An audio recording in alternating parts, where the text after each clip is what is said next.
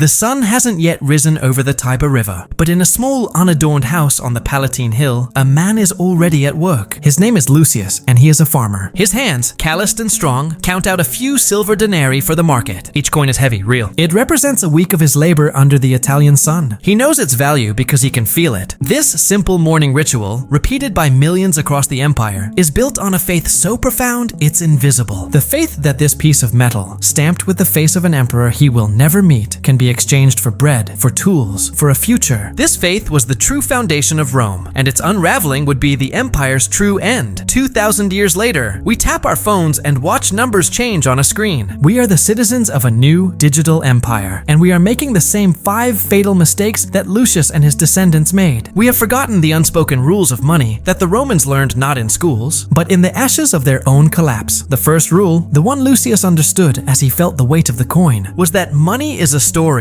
and the one who controls the story controls the world. The Romans were the first masters of this. When Augustus ended a century of civil war, he didn't just build statues, he rebuilt trust, and he did it with a coin. He flooded the empire with the denarius, each one bearing his face and a single, powerful word, pax, peace. Every transaction in every marketplace, from the forums of Rome to the dusty outposts of Britannia, was a tiny sermon. It whispered, order has been restored. Prosperity is here, and it exists because I will it. It was psychological genius. Later, when the Emperor Nero needed to distract the people from the rumor that he had fiddled while Rome burned, his coin suddenly showed grand temples being rebuilt and cornucopias overflowing with plenty. The money was a press release, a lie you could hold in your hand, telling a story of abundance while the scent of smoke still hung in the air. They knew that currency isn't just a medium of exchange, it's a medium of control. Today, the faces on our coins are less important than the pronouncements from our central banks. The story is no longer pax, but stimulus and quantitative easing. It's the same ancient play, performed on a digital stage. The lesson is eternal. Never confuse the symbol of wealth with the substance of it. The story can change in an instant. Lucius needed to buy a new ox. His savings weren't enough, so he did what Romans had done for centuries. He went to a moneylender. This was the empire's second rule. Debt is the invisible chain that binds a society. In the early days, debt was the engine of the republic.